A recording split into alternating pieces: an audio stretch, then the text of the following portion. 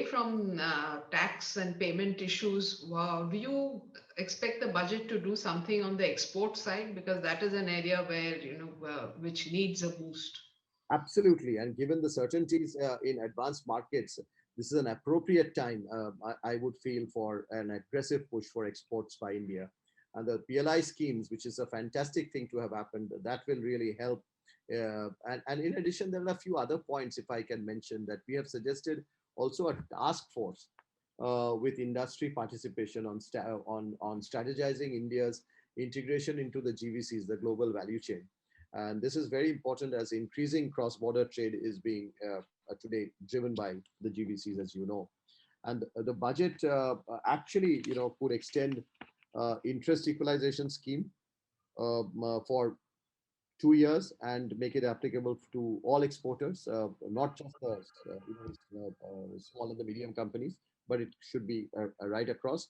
And the annual allocation could also be increased to something what we have suggested, 5,000 Indian rupees, 5,000 crores is what we have suggested. The other very important point to improve trade basically is to improve the trade infrastructure, the trade infrastructure for export scheme. That really could be extended for 3 years with a higher outlay for trade facilitation, infrastructure, warehousing, and port facilities. These are also very, very critical. And export credit, if you see today, is about 17,000 crores, very low. This has to be increased, and this could be increased through higher bank credit and further capitalizing the Exim Bank. So these are some thoughts, and then exports is going to be a very, very critical, and exports is extremely important in an economy like ours. And I'm sure the government, we will see a big focus on exports in the budget also. Right.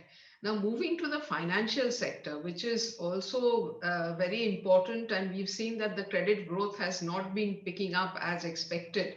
And without support from the financial sector, it will be hard for the real economy to grow. So do you, it may not come in the budget, but still, do you expect the budget to give a policy direction to the changes in the financial sector? So, yes, of course, absolutely. And the slowdown in credit growth is an important is a serious area of concern actually, and as noted by the RBI in its recent financial stability report. And one of the reasons for this is the high NPA levels, which are there in the banks, especially the public sector banks, which are acting as a dampener to credit growth. So what we have suggested is the creation of multiple bad banks, and you have seen this over the last few weeks in the papers. That's something which CII has been suggesting, and one sees good amount of discussions on that over the last few weeks. That's by really allowing alternate investment funds and the FPIs to buy bad loans. So market mechanism based multiple bad banks, and that really can help clean up the banks' balance sheets, encouraging them to lend. And the government should create again something a very, very important thing that we have been talking about has been the government should create the DFIs, the development finance institutions, to finance some of the key sectors of the economy, in lines of what has happened in countries like Germany or Brazil or China Development Bank, the Korean Development Bank. And this could be done through infusing equity in NABARD, say for financing agriculture and rural sector, SIDBI for the MSMEs, IIFCL for financing infrastructure. So the DFIs should be managed and really run by domain experts and professionals. And one of the other major initiative could be bringing down government stake in the PSBs, other than the 3-4 large ones such as SBI, Bank of Baroda, Union Bank. So if you leave them out, the stake could really be brought below 50%. We have said that very strongly through the market route over the next, say, 12 months. And that will really improve the operational autonomy of the banks. So these are this is something that we would really like to see, and the roadmap coming up in the budget.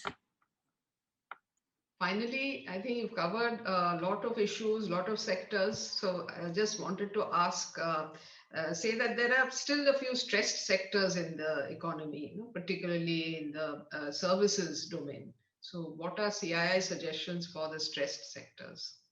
So this is going to be a very critical thing to look out for in the budget, and of course there are some sectors which have been reeling during the pandemic, the way especially the first few months of it, and even that, and they have still been reeling. And some of the sectors, of course, we have seen a great pickup.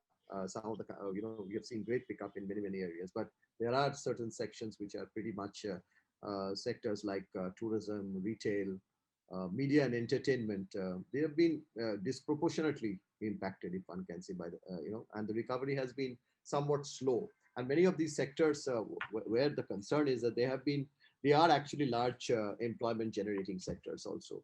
Uh, Tourism, we all know, when accounting more than 9% of the GDP, creating livelihood for more than 100 million people. RBI equates hotels with real estate. That's leading to high lending rates. So government could grant infrastructure status. That's something that we have been saying under the Income Tax Act to hotels, but we can do it for those with a capex, say, of 25 crores or below, or more, excluding, of course, the land part of it.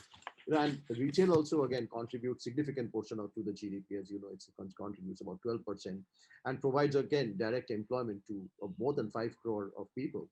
So many of the retail MSMEs, they access funds from NBFCs or informal lenders at a very high interest rate.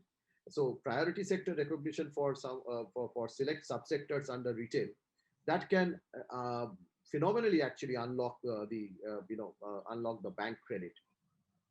The other issue is small retailers. They lack a lot of they lack technology, if one and enhanced depreciation for expenses on digital solutions like software and digital marketing tools. That can be really seen, and that's shown in the budget. That would be very helpful.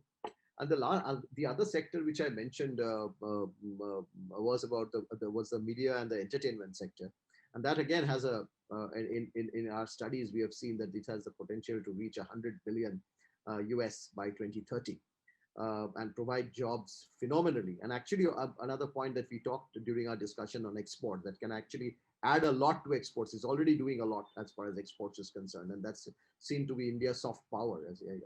And the sector could be accorded industry status, which is still not been done so that it can avail incentives and facilitation accorded to other industries under the industrial policies that we have.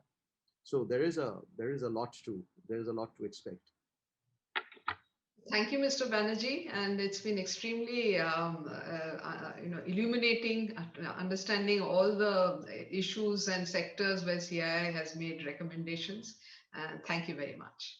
Thank you, Vidisha. Thank you very much. Thank you.